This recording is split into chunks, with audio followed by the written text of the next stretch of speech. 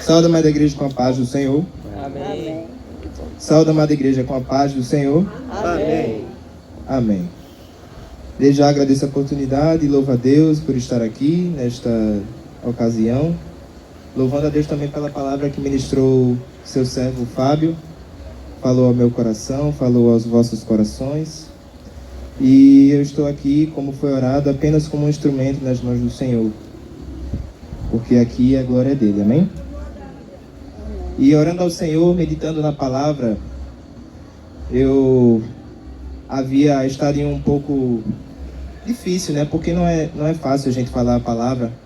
E não é fácil quando a gente fala a palavra sem pedir a instrução do nosso Deus. Fica mais fácil quando Ele nos instrui, que é o caso desta tarde.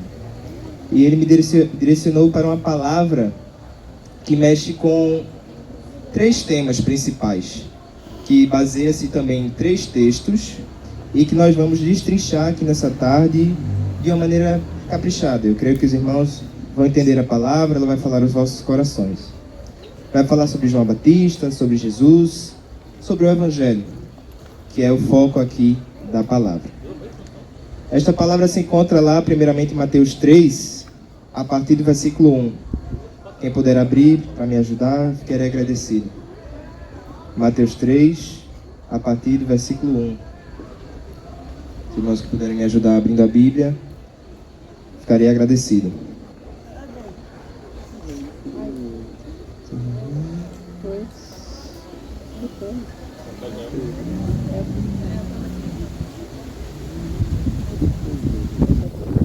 Glória a Deus. Peço a ajuda dos irmãos também para repetir algumas coisas que serão importantes, como por exemplo, agora. Eu gostaria que vocês repetissem comigo. Bloco 1. João Batista. Ou seja, o primeiro bloco que a gente vai falar, que a gente vai discutir, a primeira parte dessa pregação trata de João Batista. Bloco 2. Os irmãos. De novo, bloco 2. Jesus. Bloco 2, a segunda parte desta pregação, vai tratar sobre o Cristo, de uma maneira. Os irmãos, bloco 3. Jesus. Esta parte vai falar também do Cristo, mas de outra maneira. Bom, esta sistematização ajuda para a gente compreender. E no bloco 1, a temática a respeito de João vai ser também sobre o Cristo. Por quê? Quando nós falamos de um personagem bíblico, nós estamos necessariamente falando do Cristo, porque o tema principal da Bíblia sempre foi e sempre será o próprio Cristo. Então, o ministério, o serviço, aquilo que João fez na Bíblia vai apontar para o Cristo, e nós vamos ver isso aqui hoje. A parte segunda, a parte de Jesus, a primeira parte de Jesus, vai falar sobre a sua vinda aqui na Terra, sobre a sua estadia, o seu tempo que ele passou aqui na Terra, como qualquer um dos irmãos. Nós sabemos que ele manifestou-se em carne e habitou no nosso meio, tomou a forma de qualquer ser humano que aqui esteja, porque ele era como um de nós, porque só assim poderia nos redimir. Um outro igual, mas que também é Deus, morrendo por nós naquela cruz. Bloco 3, a segunda parte, a segunda maneira que vai tratar sobre o Cristo, vai falar sobre uma terceira etapa. Primeiro, Jesus sempre existiu. Amém? Amém. Jesus sempre existiu. João vai apontar isso. Segunda parte, Jesus veio, correto? Jesus sempre existiu, Jesus veio. Só que ele está lá em cima de novo. Ele voltou para onde ele estava. Nós vamos ver isso detalhadamente. E a terceira parte, Jesus, ele estava lá, ele veio, ele foi. Mas ele ainda vai voltar. Amém. Esta é a terceira parte que nós vamos discutir. Lá em Mateus 3, a partir do versículo 1, diz assim, a respeito de João Batista. E naqueles dias apareceu João Batista pregando no deserto da Judeia e dizendo, arrependei-vos, porque é chegado o reino dos céus. Apenas até aí, por enquanto, nós vamos ver mais versículos. Bom, neste contexto nós encontramos, irmãos, nós sabemos que a Bíblia ela se divide em 2 testamentos. O Antigo Testamento e o Novo Testamento. O Antigo acaba no livro de Malaquias. E este livro, após 400 anos, o Senhor veio a falar novamente. Ou seja, Em um período, Jesus falava. Depois ele se calou por 400 anos. Logicamente ainda existiam palavras, milagres, mas a ação de Deus não era completamente direta. Depois desses 400 anos, o Senhor veio a se revelar de novo, primeiramente a partir deste João Batista. Então, nós vamos ver que nesses dias, é justamente os dias em que ninguém falava do céu, com a ação do céu feita de maneira visível, palpável. Algo que a gente poderia simplesmente dizer, esse está falando de Deus. João Batista foi um caso como esse. E ele apareceu pregando no deserto. O deserto que é o deserto da Judeia. Deserto na Bíblia significa muitas coisas. E um significado importantíssimo para o deserto, resumindo, é seca, é fome, é luta, é prova, é solidão.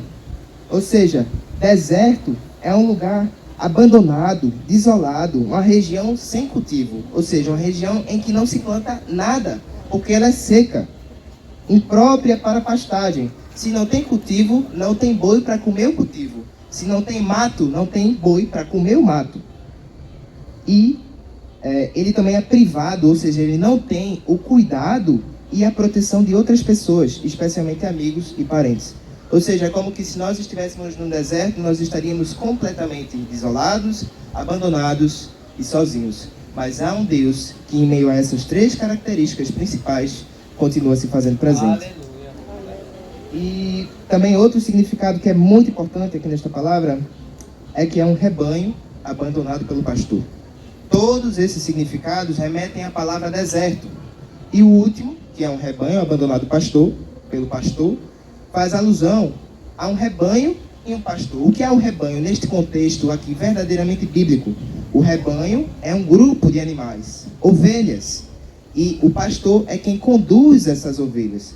Nós vamos ver Jesus em várias ocasiões usando esta parábola, esta ilustração, para dizer que ele é o bom pastor, para dizer que as suas ovelhas ouvem a sua voz. Nós somos as ovelhas do Senhor, enquanto o tivermos como pastor, ouviremos a sua voz. Jesus diz isso.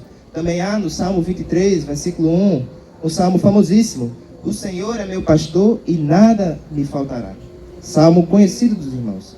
Lembrando que o nada me faltará não remete à providência de Deus, remete à sua suficiência, porque enquanto eu tiver o Senhor como meu pastor, nada vai me faltar, porque Ele é o meu tudo, amém? Também, glória a Deus. ele fala que prega no deserto, o deserto da Judeia. Os irmãos lembram, né, o significado de deserto? E Judeia, irmão, significa seja louvado. Judeia, que é um lugar geográfico, um lugar, como chame isso daqui de Judeia, e essa areia de deserto. Nesse deserto, lembrando, Judeia significa seja louvado. Nesse deserto, em que só há pó, aqui no caso há pessoas, mas pensando nessa perspectiva, aqui só há pó, aqui só há solidão, aqui há sofrimento, mas Deus, Judeia, Deus seja louvado. Amém.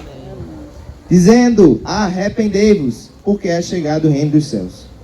Ele pregava no deserto, irmãos, e o que ele pregava não era doce, porque o deserto é seco. Versículo 3, porque este é anunciado pelo profeta Isaías, que disse, voz do que clama no deserto, preparai o caminho do Senhor, endireitai as suas veredas. O que isso significa? A voz que clama no deserto, ela vai fazer o caminho. É como se ela fosse a prefeitura para pavimentar uma estrada para o carro passar. Este é o serviço que João Batista fez. O carro, nós sabemos, nesta ilustração, seria o próprio Cristo, porque ele é para quem se prepara o caminho. Preparai o caminho do Senhor, endireitai as suas veredas. Versículo 4. E este João tinha a sua veste de pelos de camelo e um cinto de couro em torno de seus lombos, e alimentava-se de gafanhotos e de mel silvestre. Esse João Batista, este personagem bíblico, a sua vestimenta era uma vestimenta simples. E vestes de camelo, ou seja, ele se vestia da pele do camelo, cingir os lombos significa ter o cinto esse que é de couro. Esta vestimenta remete à vestimenta de profeta. E o que é um profeta? Profeta é um mensageiro de Deus. Profeta é alguém que se entrega completamente a Deus, que é o caso de João Batista. E para comprovar essa informação de que o profeta se veste dessa maneira, temos lá em 2 Reis, que é um livro que fala da história dos reis de Israel. 2 Reis 1, versículo 7. Aqui o contexto, rapidamente, era um rei e ele estava com medo de Elias, que era um profeta também. Versículo 7, primeiro capítulo 2 Reis. E ele lhes disse, o rei, qual era o traje do homem que vos veio ao encontro e vos falou estas palavras? E eles lhes disseram, era um homem vestido de pelos e com os lombos cingidos de um cinto de couro. Então disse, é Elias. Ou seja, apenas pelas vestimentas do profeta, nós sabemos que ele é profeta. Qual é o significado disso, irmãos? Apenas pelo nosso comportamento, apenas pelas nossas vestes. Que vestes são essas? Não são o que nós estamos vestindo. É aquilo que está dentro de nós, a roupagem do nosso coração. A partir disso, nós podemos dizer se nós somos profetas ou se nós não somos. E o ser profeta, eu não digo o desempenho de profecia. Eu digo alguém que serve a Deus. Amém? Amém. Isso. E esse... Cadê? Versículo 3, não é isso? Ele tinha, não é, as vestes e tal. E o versículo 5 diz que então ia ter com ele. Versículo 5, depois de dizer quem é João, onde ele está falando, o que ele está falando, e depois de dizer o que ele é, diz no versículo 5, então toda Jerusalém ia se encontrar com ele, e também toda a Judéia e toda a província depois do Jordão. Jordão aqui trata-se de um rio, ou seja, neste mesmo deserto, em que não há nada, em que a palavra é dura, em que ninguém tem um alimento bom, assim, porque comer gafanhoto e mel silvestre não é a melhor coisa. Mas em meio a esse ambiente, ainda assim, toda Jerusalém, toda a Judéia e toda a província depois do Jordão foi se encontrar com João Batista. Por quê? Porque muitas vezes a palavra, que é arrependei-vos porque é chegado o reino dos céus, que é pregada no deserto, ela é mais atraente do que a palavra que é pregada no palácio. Porque a palavra que é pregada no palácio, ela tem aquela formosura, ela tem aquele atrativo, ela tem aquela arquitetura, mas o que te atrai a um deserto só pode ser a palavra. Porque no deserto não tem nada além de arrependei-vos, porque é chegado o reino dos céus. Amém? Amém. Glória a Deus. Os irmãos estão entendendo? As crianças estão entendendo? Amém. Se não estiver entendendo, fala, levanta a mão aí que eu explico. Amém. E, irmãos, novamente, né, lembrar que o deserto é uma região sem cultivo e ele vestia peles de camelo, né? E este versículo 3, esse versículo 4, que diz que ele alimentava-se de gafanhotos e mel silvestre, eu falei que não é uma comida muito boa. Mas o Senhor, ele pensa, ele concretiza esta providência para nós da forma dele. Ou seja, muitas vezes a gente vai querer um bolinho de macaxeira, muitas vezes a gente vai querer um cuscuz com salsicha, mas ele vai dar gafanhoto e mel silvestre. Não vai passar fome, mas também não vai comer o que quer, vai comer o que ele quer. E isso tem o sentido espiritual. Não é sobre, literalmente, aquilo que nós vamos comer. Ele provê, assim, a comida, mas eu falo aquilo do coração. Amém?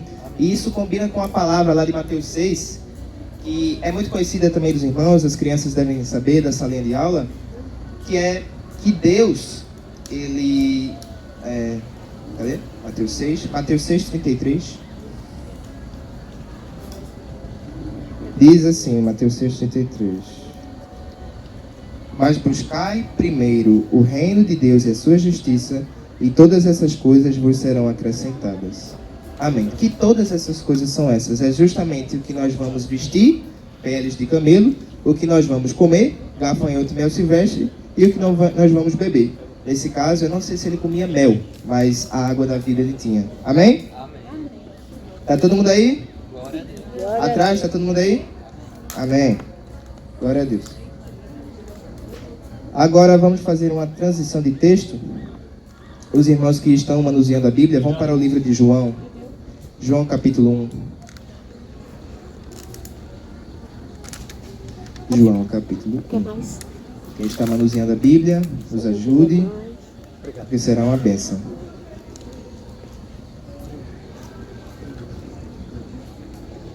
Amém?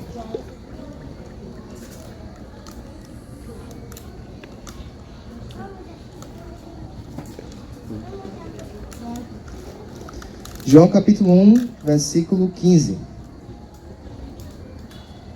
João testificou dele, dizendo: Este era aquele de quem eu dizia: o que vem depois de mim é antes de mim, porque foi primeiro do que eu. Esta palavra aqui, a respeito do livro de João, o livro João é um evangelista. Aqui o personagem é João Batista. São pessoas diferentes. Mas o relato dos evangelhos, ou seja, as pessoas que escreveram essa parte da Bíblia, elas escreveram coisas diferentes. Algumas casam, e as que casam às vezes são diferentes, mas falam da mesma coisa.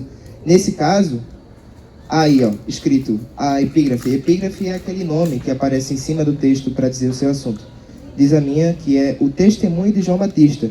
E ele se encontra justamente em Mateus 3, a partir do versículo 1. Ou seja, a gente trata do mesmo assunto, mas na perspectiva, na visão, da maneira do apóstolo João, que não é João Batista, de quem fala aqui o texto. E esse versículo 15, vamos segurar ele, mas vamos para o 19. Versículo 19, 1 João. 1 João não, João 1. E este é o testemunho de João, quando os judeus mandaram de Jerusalém sacerdotes e levitas para que lhe perguntassem: quem és tu? Vamos segurar aí por enquanto. Nós sabemos que ele estava no deserto. Nós sabemos que toda Jerusalém estava com ele. Nós sabemos que toda a Judéia estava com ele. E também os lugares depois da Judéia. E agora esta palavra nos diz que judeus, as pessoas daquela época da religião atual, mandaram de Jerusalém, que tinham muitas pessoas lá, né, a gente sabe pelo texto anterior, sacerdotes e levitas, para que perguntassem quem era João. Qual é o significado disso, irmãos? Os irmãos sabem, o templo, o lugar de adoração, Jesus fala isso em João 4, a mulher samaritana, o lugar de adoração tinha-se como o templo. E o templo fica em Jerusalém. Este templo em Jerusalém, devido à pregação no deserto, estava ficando vazio. Porque ou ficava no templo ou ficava no deserto. Ou no palácio com toda a estrutura, ou no deserto com palavra. E lá no templo, existia naquela época um costume que era qual? Só podia ter culto se tivesse mais de 9 pessoas. Na sinagoga, no lugar onde os judeus pregavam, só podia ter culto onde tinha mais de 9 pessoas. E aí, evidentemente, se todas as pessoas vão ter com João no deserto, ou 9, 8, 0, não vai ter ninguém no templo. Aí os caras ficaram doidos. Porque não é possível que essa galera tá preferindo ir pro deserto caustigante, calorento, do que estar aqui no templo ouvindo a nossa palavra. O que é que está acontecendo? Manda falar com esse João, pelo amor de Deus. Eu quero tirar essa dúvida. Para que lhe perguntassem: quem és tu? E aqui diz sacerdotes e levitas. Sacerdotes e levitas são que trabalhavam no templo. Não estava tendo culto e mandou os funcionários perguntar por que é que estava sem culto, por causa desse cara. Ou seja, tinha falta e os que faziam, quando não tem falta, foram perguntar a causa dessa falta, a João Batista. Aí ele respondeu, né? Perguntaram quem era ele, porque estavam pensando que ele era o Cristo. O que é o Cristo? Nós chamamos Jesus de Jesus Cristo, mas o que é o Cristo? O Cristo é o enviado de Deus para redimir a nação de Israel, é o enviado de Deus para curar o povo da terra prometida, o povo de Moisés, o povo de Jacó, de Abraão, nós conhecemos. E também dar essa graça aos gentios. Gentios são pessoas não judaicas, como nós. Esta palavra só pode ser ministrada aqui hoje, porque Jesus veio e deu essa liberdade para falarmos dele. Amém, glória a Deus. Se não fosse assim, a gente ainda estava pecando que só, e só tinha culto lá em Jerusalém. Agora, Jerusalém é espiritual, a nossa Sião eterna. Amém. Amém. E eles perguntaram justamente os funcionários. E aí nós temos a relação de templo e de deserto. E quando eles perguntam quem é João Batista, a gente lembra de uma passagem em Mateus 11, quando Jesus já começa a trabalhar, quando ele já começa a dar palavra, ele fala em Mateus 11 que as pessoas que nasceram, Jesus é Criador, Jesus é Deus, criou o homem, a sua imagem e semelhança, mas as pessoas, nós aqui, todo mundo que está aqui, ele falou, entre nós, o melhor é João. Entre nós aqui, o maior é João Batista. Entre os nascidos de mulher, o maior é João. Mas o menor, no reino dos céus, é maior que ele. Isso não é motivo de soberba para João, porque até o menor é maior do que ele, sendo do céu, lógico. Então, quando eles vão perguntar, quem és tu? Ele podia dizer, rapaz, eu sou o maior. Eu sou o melhor. Eu vim, Falaram que eu sou o top das galáxias. Vocês aí, tudinho, nasci de mulher. Mas eu, também nasci de mulher, sou melhor. Mas não. Porque ele sabia o seu lugar. Ele sabia o seu lugar de servo. E servo não toma o lugar de criador. E o lugar de criador é de receber glória. A glória é para ele. Por isso que ele diz, eu não sou o Cristo. Eu não vim salvar ninguém. Eu falo de quem salva, mas eu não vim salvar ninguém. Porque é ele que dá a palavra. É ele que salva. É ele que crucifica a si mesmo para poder dar graça para cada um de nós. Amém, Jesus. Amém. E aí, poxa, não é o Cristo, deve ser alguém também, né? Perguntaram no versículo 21 de João 1.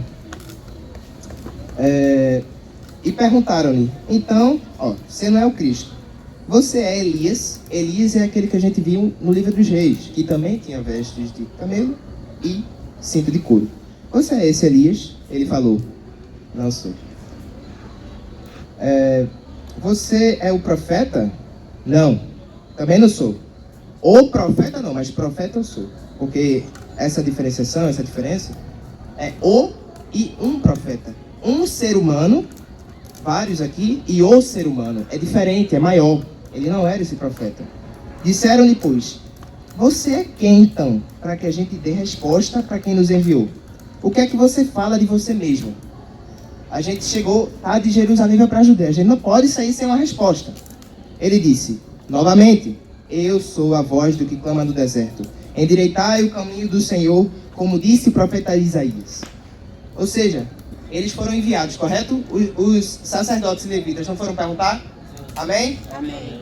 Amém. Eles foram perguntar. O versículo 24 diz o seguinte, e os que tinham sido enviados, judeus, sacerdotes e levitas, eram dos fariseus.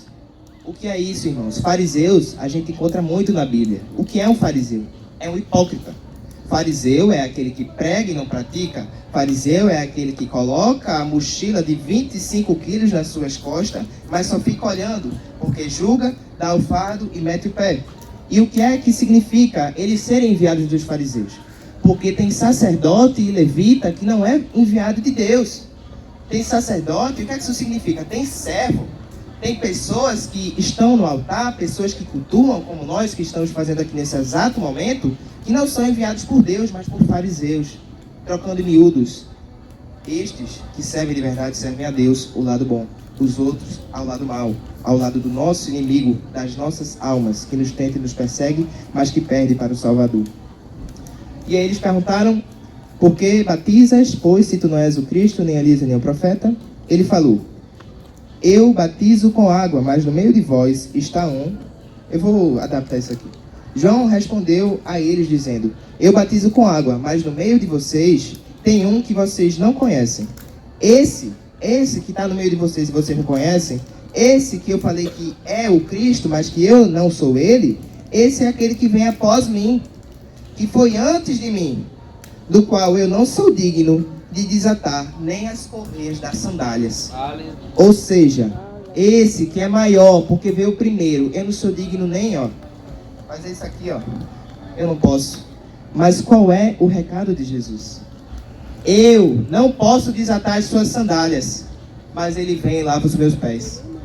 Eu não posso servi-lo, mas ele vem e dá a graça, porque o meu pecado me impede de servir a Jesus. Mas quando ele cura-me do meu pecado, quando ele me perdoa, ele me faz apto a viver conforme a sua vontade.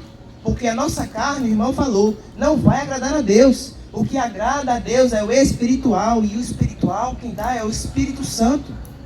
Quem dá é Ele. Por isso que não dá para desatar nós, na nossa humanidade, mas Ele, que é gracioso, vem lavar os nossos pés. Isso está em João 13, versículo 5. Jesus lava os pés dos discípulos. Amém? Amém? Amém. Amém, igreja. Amém. Isso aí. E cadê aqui o versículo? O versículo... isso aqui, deixa pra lá. Amém. E aí, depois de ele falar isso, gente, depois de João falar essas coisas, aí ele passou um dia, né? Foi descansar, dormir, que deu muita paulada. Tinha que guardar o baseball bat. Aí ele foi dormir. No outro dia, o que é que aconteceu? Ele não estava falando de Jesus o tempo todo. Ele não estava dizendo, ele é o Cristo, ele é o que vem após mim, ele é antes de mim, Eu não sou digno de desatar as correias das sandálias. Eu estou no deserto falando dele. Ele é o Senhor. O que é que acontece? Versículo 29. No dia seguinte, João viu Jesus, que vinha para ele, e ele disse: Eis o Cordeiro de Deus, que tira o pecado do mundo. Esse é aquele do qual eu disse: após mim vem um homem que foi antes de mim, porque já era primeiro do que eu. Eu não o conhecia, mas para que ele fosse manifestado a nós, eu vim, por isso, batizando com água. Nós percebemos que João viu a Jesus. Por que ele viu Jesus? Porque ele foi procurar Jesus? O verso diz que vinha para ele. O que é que isso significa? Muitas vezes, Jesus se apresenta para nós, justamente para nos dar a sede de ir até ele. Porque se depender da nossa ida, a gente fica no mesmo lugar. Se depender da nossa passagem, da nossa caminhada, é melhor ele vir mesmo, porque a gente vai cansar no meio do caminho. Mas se ele der força, a gente não olha nem para o pé. Se ele der força, a gente não olha para a perna que está cansando, que o músculo está falhando, mas vai até ele. Porque na falta de alguém, o Senhor é contigo. Na falta de teu amigo na escola que tu ama tanto, o Senhor é contigo. Porque com Deus é maioria. Você pode não ter ninguém, mas se você tem Deus, você tem tudo. E a palavra fala que Cristo é tudo e está em todos. Então você, além de ter tudo, tem todos. Amém. Então, é isso. Porque e essa palavra significa que é Jesus vem antes. Por quê? Porque ele fala que ele veio antes dele. Eu quero dizer, por que é o Jesus que antes de vir? Porque ele fala que Jesus, ele veio antes dele. Ele fala que ele é primeiro. O que é que isso significa, pessoal? Significa que Jesus existia antes de João. A gente sabe isso pelas Escrituras, elas revelam que Jesus é eterno e é Deus. Então, antes de João vir, Jesus já estava aqui. Ele aponta isso no versículo 15 de João 1 e no versículo 30. Versículo 30. E o bloco primeiro é esse. Amém? Nós entendemos que Jesus, ele estava no céu. Ele sempre esteve no céu, a partir deste testemunho de João. Vamos abrir agora, por favor, em Mateus 3, de novo. Mateus 3 de novo. Se os irmãos me permitem, eu planejo passar todo o recado, mas se não puder também está tudo certo. Fica à vontade. Amém.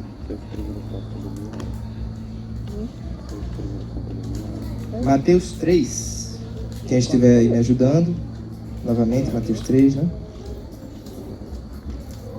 Mateus 3. Agora, a gente viu antes em Mateus 3, a partir do 1, a gente viu sobre João Batista. Agora a gente vai ver já Jesus ali com o pessoal. Porque vai falar sobre o que, pessoal? Vai falar sobre o batismo de Jesus. Vai falar sobre João Batista, que batizou o Mestre. João, ele foi o homem responsável por batizar o Senhor Jesus. E aí no versículo 13 de Mateus 3, diz assim: Então veio Jesus da Galileia ter com João junto do Jordão, para ser batizado por ele. Novamente, é deserto, é Jordão. Mas João ficava contra Jesus, dizendo: Eu que quero ser batizado pelo Senhor, e o Senhor vem a mim. Jesus, porém, respondendo, disse-lhe: Deixa por agora, porque assim nos convém cumprir toda a justiça. Então João Batista o batizou. E quando Jesus estava sendo batizado, quando o Senhor estava lá na piscina, quando ele estava lá, e aí ele foi batizado, correto? Ele saiu da água. Quando ele saiu da água, os céus se abriram. Ou seja, no ato de batismo de Jesus, quando ele emergiu, o céu se abriu. Por quê? Por que propósito? O céu se abriu e viu o Espírito de Deus. O Filho estava aqui, o Filho Jesus estava aqui. E o céu se abriu e viu o Espírito de Deus descendo como pomba. Ele veio na forma de uma pomba. A representação. Isso se chama teofania. E vindo sobre ele. O céu se abriu, desceu a pomba, que é o Espírito Santo, e veio sobre Jesus. E o que foi que os céus abertos disseram? Nós sabemos, o Filho estava aqui, veio o Espírito, mas o Pai permanecia lá. Então só pode ter sido o Pai que falou esta palavra do verso 17. E eis que uma voz dos céus dizia: Este é o meu Filho amado, em quem eu tenho prazer. Amém? Então, no ato de batismo de Jesus, ele teve essa palavra. Trazendo para o nosso contexto, irmãos. Quantas vezes nós estamos na igreja, no batismo? Quem é batizado? Levanta a mão. Amém. As crianças, vai chegar o dia, se Deus permitir. Quando estamos no batismo, trazendo uma palavra, fazendo algo para alguém, nós ouvimos a voz de Deus. Nós ouvimos Deus falar conosco. Nós ouvimos o Senhor falar através da palavra, dentro do batismo, qualquer que seja a experiência. Mas isso é nesse ambiente. Só que quando a gente sai da igreja e volta para o deserto, às vezes a gente esquece desta palavra, que é: você é o meu filho amado em quem eu tenho prazer. Isso foi dirigido ao Senhor Jesus, mas isso cabe a cada um de nós também. Você é o meu filho amado em quem eu tenho prazer. Todo mundo comigo? Amém. Aí atrás? Em quem eu tenho prazer. Então isso é sobre identidade, irmãos. O irmão falou, nós somos filhos amados, filhos queridos do Senhor. É importante que nós atentemos, que nós prestemos atenção ao que Ele diz, porque o que Ele diz é que você é o seu filho amado em quem tem prazer. E aí, quando Jesus voltou para o deserto, nós, nesse caso, estamos nos comparando com esta passagem de Jesus. Quando nós voltamos para o deserto, vindo do batismo, a gente vai sofrer provas, a gente vai sofrer. Porque o deserto, os irmãos sabem que é aquilo tudo que nós falamos inicialmente. Então, amém. Ele voltou, né, para o deserto. E aí, nós sabemos, não é? Que há a força do bem, que é Deus, Jesus, e há o mal, Satanás. Eu só não quero ficar citando, mas vamos dizer tentador. Tentador, sabemos que é o inimigo nosso, fica mais fácil para a gente entender. Então, quando você é filho, quando você é batizado, quando você serve a Jesus, o tentador não vai ficar quieto. O tentador, ele não vai ficar quieto, porque quem mexe com o tentador, atenta a ele. Quem mexe, quem atrapalha o reino do inferno, quem atrapalha as obras malignas, vai sofrer o ataque, o contra-ataque. Só que este contra-ataque, ele é repelido pelas forças que Jesus nos dá. E é o que a gente vai aprender aqui no versículo seguinte, que já é outro capítulo. Porque depois, logo após o batismo, Jesus foi tentado. Jesus ser tentado não significa que ele poderia e cairia para a tentação. Isso daqui é para que a gente compare com a nossa vida. As escrituras são exemplo.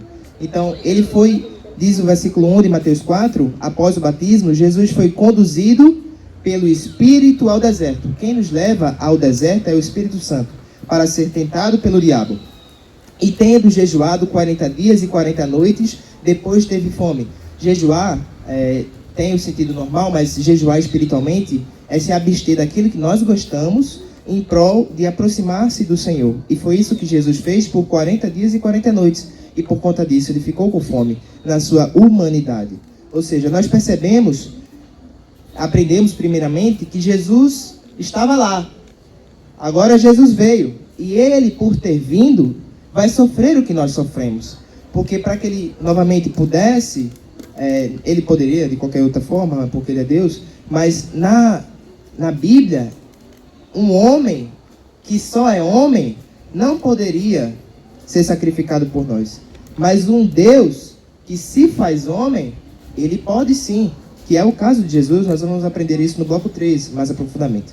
Ou seja, ele fez essas coisas e aí o Satanás, sabendo que ele o provocaria, no caso a longo prazo, né, a obra de Jesus ia atrapalhá-lo, diz o versículo 3: E chegando-se a ele, o tentador, disse: Se tu és o Filho de Deus, manda que estas pedras se tornem em pães. Veja que astuto, né? Jesus acabava de ser chamado de Filho de Deus. E aí o inimigo das nossas almas fala: se você é o Filho de Deus, faz isso aqui, rapaz. Se tu é crente mesmo, pega aquela ali porque tu é fera, rapaz. Tu é diferente, faz diferente. Pega essa... Tu não tá com fome, rapaz? Tu não é o filho, não tá com fome? Faz aqui o teu poder, tu não é crente? E aí Jesus respondeu de maneira avassaladora. O diabo aqui ficou comendo poeira. Ele, porém, respondendo, disse: Está escrito, citando a palavra, citando a Bíblia, as Escrituras: está escrito: nem só de pão, que você me mandou transformar, viverá o homem. Mas de quê? De toda a palavra que sai da boca de Deus. Então, o alimento de quem está jejuando e que ainda assim tem fome é a palavra de Deus. E quando nós, irmãos aí, ó, as crianças, adolescentes, quando nós nos alimentamos da palavra de Deus, ainda que não seja cuscuz, ainda que não seja panetone, a gente vai ter o gafanhoto e o mel silvestre, mas o que vai suprir a nossa alma, o nosso espírito, é a palavra de Deus. Está aqui. Nem só de pão viverá o homem, mas de toda a palavra que sai da boca de Deus. Você pode ter fome no seu físico, você pode estar com sede, mas se a sua alma está alimentada pelo pão da vida, que é Jesus, e pela água da vida que Ele dá, que jorra para a vida eterna, o pão físico que falta não vai lhe fazer falta, porque a presença dele é maior que qualquer coisa que se perde no meio do caminho. O pão pode mofar, o pão pode aumentar de preço, o pão pode, sei lá, o padeiro pode queimar. Só que Jesus dá um pão que não perece. Jesus dá um pão que não estraga. Jesus dá um pão que vem no ponto certo, não vem queimado, não vem cru, vem do jeito que a gente gosta, porque tudo que ele faz é certo. Tudo que ele faz é bom, tudo que ele faz é do jeito que ele faz, do melhor para nós, porque a palavra diz em Romanos 12:2 que a vontade do Senhor é boa, perfeita e agradável. Nós podemos estar com gafanhoto, mas ainda assim é a vontade dele, e isso é bom e agradável. Nós podemos estar com mel, mas isso ainda assim é bom e agradável, porque nós nos alimentamos do pão e da água, que é Jesus. E nem só de pão virar o homem, amém? E aí depois ele fez outra coisa. O diabo não para quieto, mas tem uma hora, ele tem um limite. Ele tem um limite, irmão. Você vai ver aqui. Então o diabo transportou Jesus para a cidade santa e colocou sobre o pináculo do templo. O que é isso? Ele trouxe Jesus para Jerusalém. E aí o templo que eu falei para vocês, que os judeus, os sacerdotes, os levitas trabalhavam, Jesus ficou lá em cima, no topo dessa árvore aqui. Aí, o que é que foi que o Satanás falou? Olha, se tu é o filho de Deus, se lança daqui abaixo, ó, faz assim, ó. Porque está escrito: aos seus anjos dar ordens a teu respeito, e vão te tomar nas mãos, vão te segurar para que você não tropece em nenhuma pedra. Disse-lhe Jesus: também está escrito, cramunhão, não tentarás o Senhor teu Deus. O que é isso, irmãos? Às vezes nós estamos até no templo, às vezes nós estamos em cima do templo. Se nós estamos em cima, nós não estamos dentro, mas estamos perto, não estamos perto do templo? Mas às vezes tem aquele precipício. Eita, que isso aqui é tão bom, acho que eu vou fazer. Às vezes tem aquela ladeira aqui que desce para baixo aqui, logicamente. Mas, poxa, isso aqui é tão bom, acho que vale a pena, né? Depois eu me arrependo. Depois eu peço desculpa aos meus pais. Depois eu peço desculpa ao meu pastor. Mas não vale a pena, irmão. Porque se você se jogar do precipício, uma hora vai cair no chão. Uma hora você cai no chão quando você se lança do precipício. Não vale a pena, você não vai voar, não vai mandar anjo nenhum não, porque você está desobedecendo. Jesus disse: não tentarás ao Senhor teu Deus. Está desobedecendo a Deus. E aí agora o grande finale. Agora, meu Deus, ó. Satanás dizendo: eu não consegui. Na carne, a fome, não consegui. Eu não consegui na vontade dele ceder, de cair no precipício do pecado, no precipício da tentação. Aí eu vou até o final aqui, não tá com a poxa não. Novamente, o diabo levou ele para um monte muito mais alto. Ele estava em Jerusalém, ele estava no templo, era alto, só que ele levou para um muito mais alto. E mostrou a Jesus todos os reinos do mundo e a glória deles. E disse-lhe: tudo isto eu te darei, se prostrado me adorares. Então disse-lhe Jesus: vai-te, Satanás, vai embora, porque está escrito: ao Senhor teu Deus adorarás, e só a Ele servirás. Aleluia. Versículo 11 eu vou deixar para falar no final dessa parte. Então, agora, meu Deus do céu, eu não consegui, falando na pessoa do tentador, eu não consegui pegar você naquilo que você gosta de comer, Eu não consegui pegar você naquilo que você gosta, de se jogar pela adrenalina da queda. Eu não consegui, agora eu vou ter que te mostrar reinos. Agora eu vou ter que te mostrar lugares em que parece agradável aos nossos olhos, mas que no fundo passa. Porque o reino que tem glória e que não passa é o dele. O reino que tem glória e passa é o do mundo. Às vezes nós escolhemos o reino do mundo, que tem até glória, mas ele passa. Mas isso não vale a pena. O diabo promete: tudo isto te darei, se prostrado me adorares. Esse prostrado me adorares, ele não está perguntando se ele é o filho de Deus. Mas isto, trocando em miúdos, adaptando, ele está perguntando: se você não é o filho de Deus, ou seja, a mesma coisa, me adore. Porque filho de Deus, nós sabemos, só adora a Deus. Então, no versículo 9, ele ainda assim está falando sobre identidade de filho, do que ele recebeu em Mateus 3,17. E se você não é, me adore, eu te dou tudinho. Mas não vale a pena. E aí, ele falou que só a Deus o adoraremos e só a ele serviremos. E no versículo 11 ele disse: então, agora não vai dar. O diabo o deixou. E eis que chegaram os anjos e o serviram. Perceba que quando ele prometeu a queda, falou que os anjos iam pegar. Não iam pegar coisa alguma. Mas depois de falar a prova todinha, a obediência até o final, aí sim vem anjo. Porque o anjo, o servo enviado, o serviço que Deus faz, acude ali, dá uma bênção, anjinho, vai lá. É fruto da obediência, irmão. Jesus não vai mandar anjo para tirar a gente de lugar que a gente mesmo se meteu, porque queria desfrutar ali do precipício da carne. Jesus não vai tirar a gente do restaurante que estava servindo pão que mofa, porque a gente foi para o restaurante e ainda esperou a comida. Então, é isso. E tem um texto lá em 1 João 2, nós estamos vendo o livro de João, foi escrito pelo apóstolo, e esse livro também foi escrito pelo apóstolo. Esse livro, lá no capítulo 2, diz uma coisa que é literalmente o que acontece com Jesus. O que foi que o céu disse para Jesus quando ele saiu das águas? O que foi?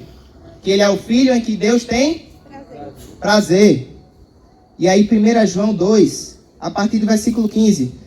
Não ameis o mundo, nem o que no mundo há. Se alguém ama o mundo, o amor do Pai não está nele. O amor do Pai não está nele. O que é Jesus? Filho amado. Não ameis o mundo, e nem o que no mundo há. Eita, isso aqui é o mesmo. Porque tudo o que... Eu vou repetir. Não ameis o mundo, nem o que no mundo há. Se alguém ama o mundo, o amor do Pai não está nele. Porque tudo o que há no mundo, o desejo da carne, aquilo que nós queremos, o desejo dos olhos, aquilo que nós vemos, nossa, que gostoso, eu quero muito isso. E a soberba da vida não é do Pai, mas do mundo. O que é a carne é o pão. O que é a carne é lançar-se na carne a partir do precipício. O que são os olhos e a soberba é ter os reinos que passam. E passam porque a gente vê ele com os olhos, não vê com a mente de Cristo. Porque se a gente vê com a mente de Cristo, a gente vai ver o reino que é eterno. E não o reino que passa, mas que ainda tem glória. E aí diz o versículo 17. Vou ler uma coisa e parto para o bloco 3. Mais 15 minutinhos a gente finaliza.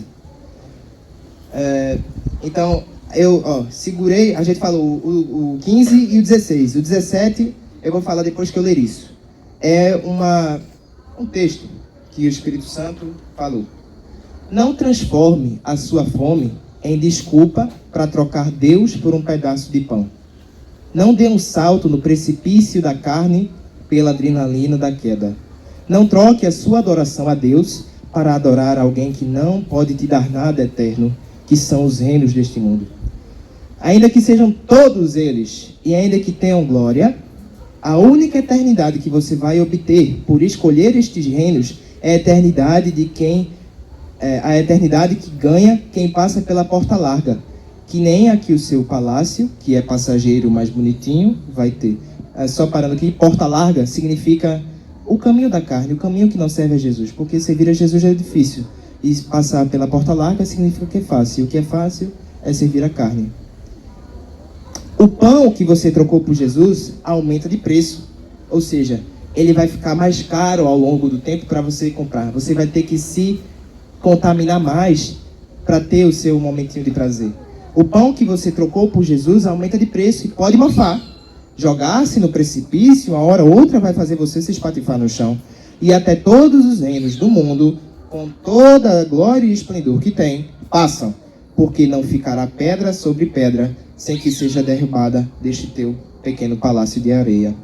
E João diz, e o mundo passa, e seu desejo também. Mas aquele que faz a vontade de Deus permanece para sempre. Amém? Então, você não escolha o pão. Não escolha. Isso tudo que a gente leu, eu vou ser redundante.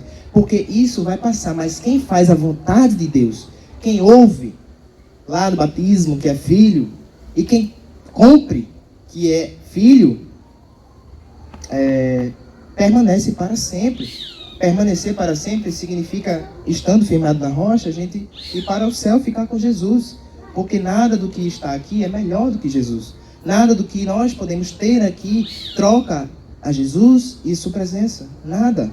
Por isso que Deus, em Jesus, negou todas essas coisas. Porque isso depois vai ficar... Esse pão que Jesus teria escolhido ia ficar lá no deserto do outro lado do mundo. O que é que eu tenho a ver com esse pão? Mas o pão que rejeitou, o pão que está do outro lado do mundo, está em todo lugar, inclusive aqui. Porque ele é eterno, ele está em todo lugar na sua presença. É isso que é Jesus. Agora o bloco 3. Nós vimos. Jesus estava lá. Ele era eterno. É eterno. Aí Jesus veio. Ele assumiu um corpo. Ele assumiu forma humana. Digamos que fosse Fábio. Fábio estava aí, é Jesus. Mas daqui a pouco vai voltar, não vai ficar mais. E antes dele estar aqui, ele estava lá em cima. E aí agora a gente vai ver o Jesus que já está lá em cima, mas que vai vir para buscar cada um de nós. Então, Filipenses 2.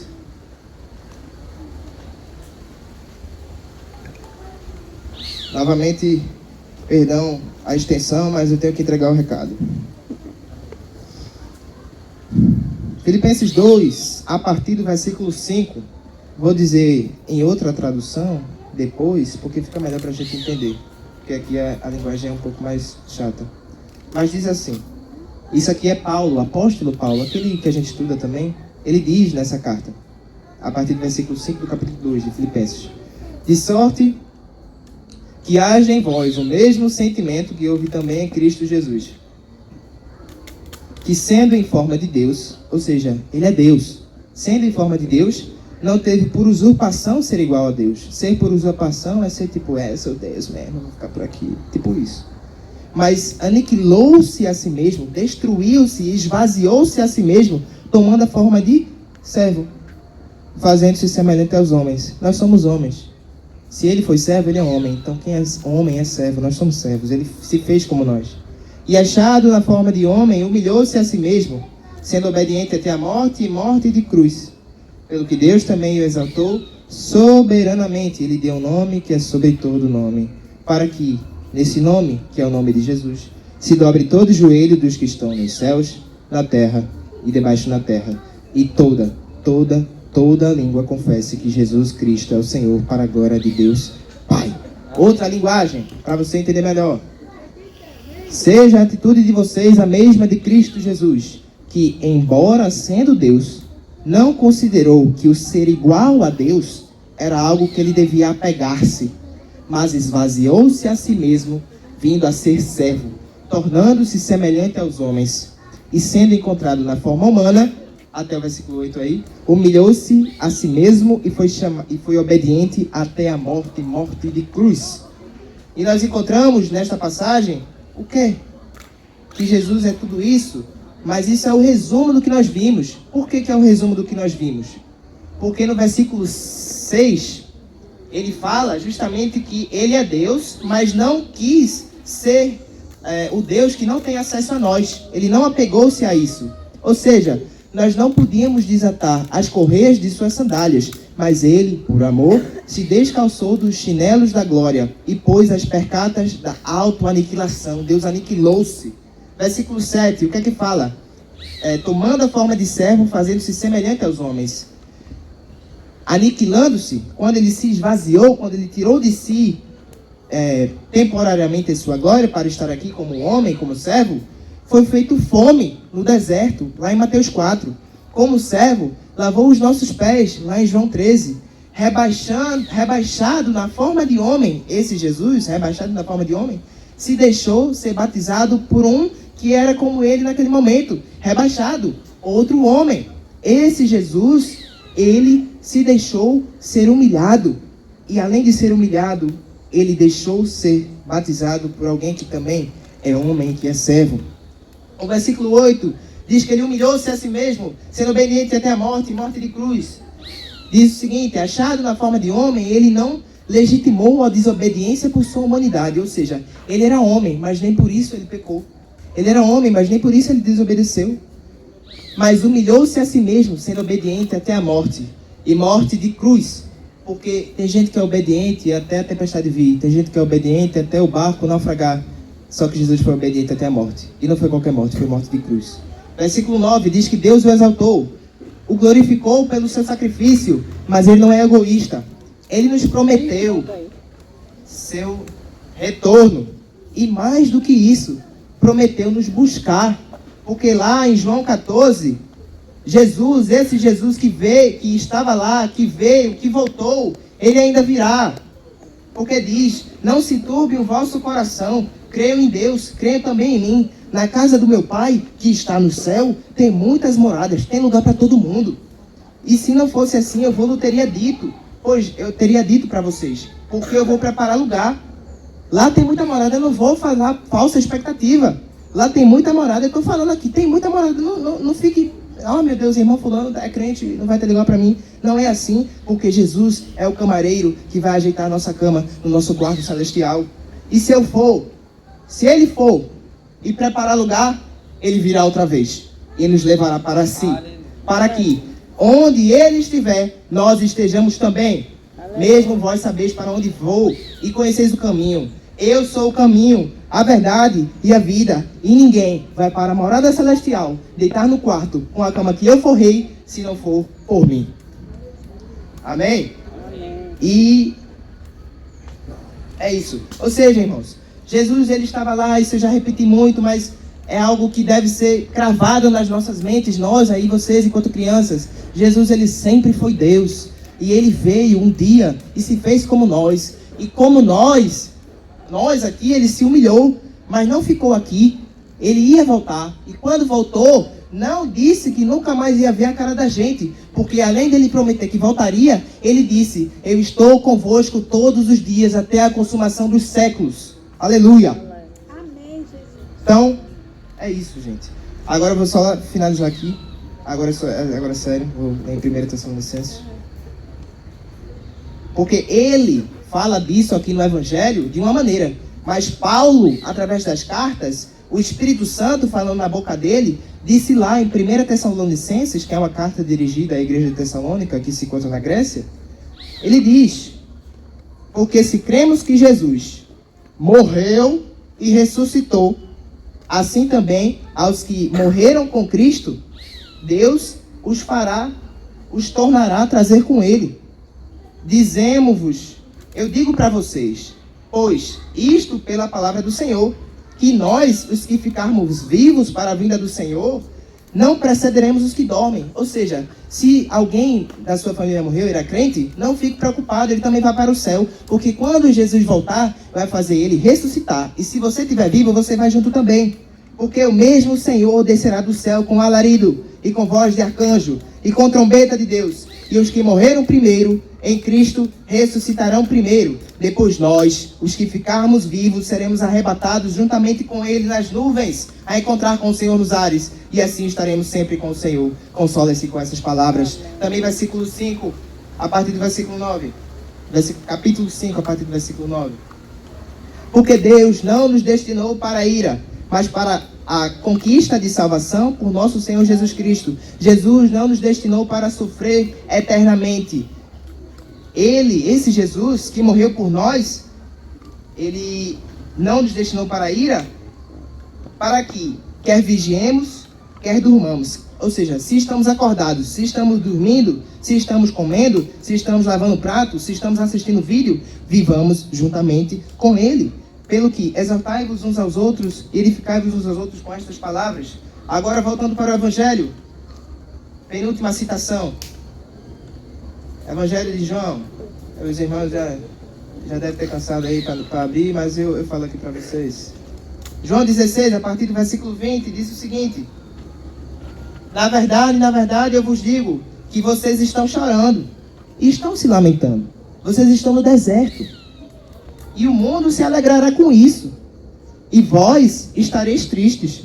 Mas a vossa tristeza, essa tristeza que você sentiu hoje, vai se converter, vai se transformar em alegria. Porque a mulher, a sua mãe, quando estava para dar à luz a você, ela sentia tristeza, porque era muito ruim o processo. E por quê? Porque era chegada a hora dela. Até o bebê ficar grandão, a hora da agonia é a hora que já está pronto para desembrulhar o pacote. Mas, depois de ter dado à luz, depois de gerar você, que é a imagem e semelhança de Deus, ela já não se lembra da aflição, porque ela teve prazer de ver um filho nascendo no mundo. Sua mãe sofreu para te ter, mas quando ela te viu, ela ficou alegre. Nós sofremos para ter Jesus, mas quando nós o vermos na glória, nós ficaremos alegres. Aleluia. 21, 22. Assim também vós, agora na verdade, vocês têm tristeza, mas outra vez eu vos verei, e o vosso coração se alegrará, e a vossa alegria ninguém vai tirar.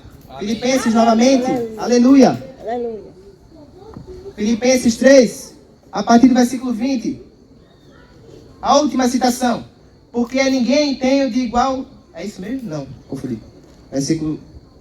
Estava no 2. Mas a nossa cidade... Eu estou aqui... Isso é Barra de Jangada, não é isso? Eu sou do Cabo. Tem gente que é de Recife, tem gente que é da China, Wuhan, Ohio, qualquer lugar. E todos são crentes. Pode ter crente em qualquer lugar. E esses crentes... Eu posso ser do Cabo, os irmãos podem ser de Barra de Jangada, mas tem uma cidade. Tem uma cidade que todo mundo vai. Não fique preocupado, poxa, eu queria morar mais perto da praia, e já que já está perto, mas eu queria não sei o que lá. Tem uma cidade que você vai que é melhor. Versículo 20 de Filipenses 3. Mas a nossa cidade está nos céus, de onde também esperamos o Salvador, o Senhor Jesus Cristo, que transformará o nosso corpo abatido para ser conforme o seu corpo glorioso que recebeu depois de voltar para os céus, segundo o seu eficaz poder de sujeitar também a si todas as coisas, novamente, pelo que Deus o exaltou soberanamente, lhe deu um nome que é acima de todo nome, para que ao nome de Jesus se dobre todo o joelho no céu, na terra e embaixo na terra, no nome de Jesus.